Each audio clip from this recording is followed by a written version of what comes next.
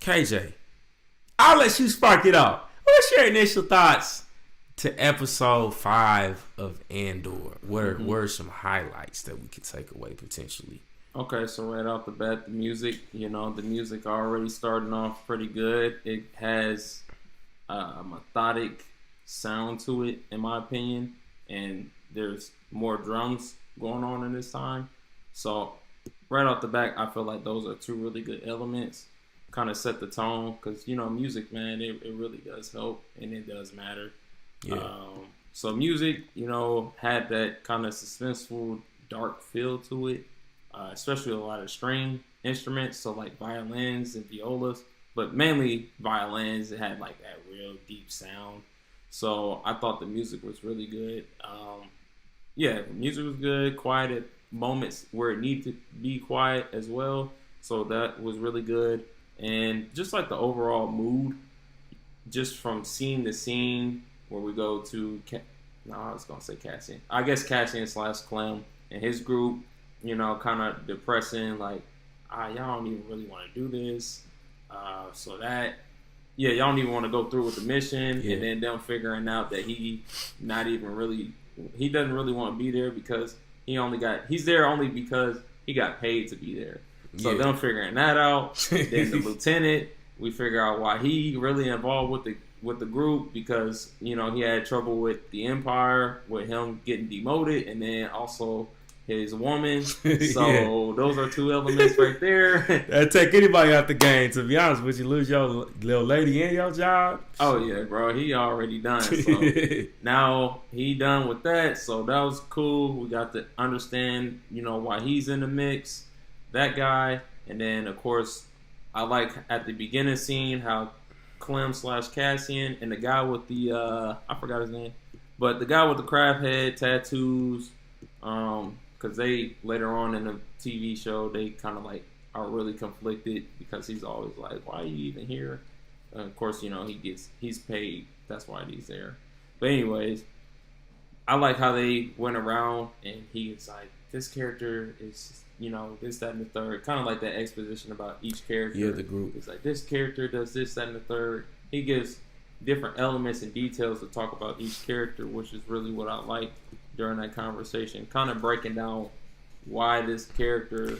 Their motivations behind being there. Exactly. Yeah, that's true. That's a good point. So they did that really well on that. Of course, going into the shots look awesome. When they're training in the field with Terraman and the rest of the group, those shots really look good on the mountainside. So those were great shots. The landscape in the background, getting real up close with the river, and then with the I guess, can we call them rebels? I guess that would be the only identification for them at this point in time. Yeah. So I guess rebel, quote unquote rebel. Yeah. So I feel like those were really good shots on that. And then when the TIE fighter was coming in, that was a really great sequence. Yeah. I feel like the sound in that was pretty good. I mean, it wasn't like major surround sound systems that we had, but it sounded like the Foley and the sound effects they're doing is even more powerful than the original like TIE fighter sounds. You know what I'm saying? So yes. Yeah, you can hear that thing. It was like if he was really actually there. So yeah, great on that sound, on the sound set to those guys. And I feel like those are really good things. We get a little bit of interaction from Cyril and his mother talking, like what they're gonna do, and then towards the end they showed Cyril plotting against Clem / Cassian, because he's the man that just butchered his job. So. He had to go back to his mama's basement, man. That's a making of a villain right there. Yeah, bro. You got to go back to his mom's. Your mom's calling your uncle up too. Uncle finna clown you. You know what I'm saying? Yeah, bro. Don't nobody want to be in that position, dog. That's pretty. I'd be pissed. But yeah, going back to the mood. Mom Martha and... I was about to say, what you think about Mom Martha's interactions with... I don't know. I thought that was interesting, just that dynamic between her family. Seems to me that the daughter and the husband aren't really on the same side as her. So. Yeah, they really detached. Which I wonder, because when we saw her in A New Hope, I believe, right? it doesn't look like she's with any type of family. So maybe that's, I don't know, leading up to her eventually being split from her family because they're not in the same car, which is sad to think about, right? But I think we're starting to maybe get that set up a bit through the interactions with her family. Yeah, seeing them separate from each other. But yeah, those are a lot of pros. And then, you know, Terraman, seeing how he breaks down, you know, what their plans will be going forward for their next mission. You know, with some of those shots, I thought that was pretty cool to see. And which, I mean, you had comment on that too. It looks like they put him in more of a leadership like role, a power type of role. So that's an interesting dynamic. Like being a black character, but he's also given a little bit more of power and agency to be commanding or have some sense of authority. So I think that's kind of a step up improvement, right?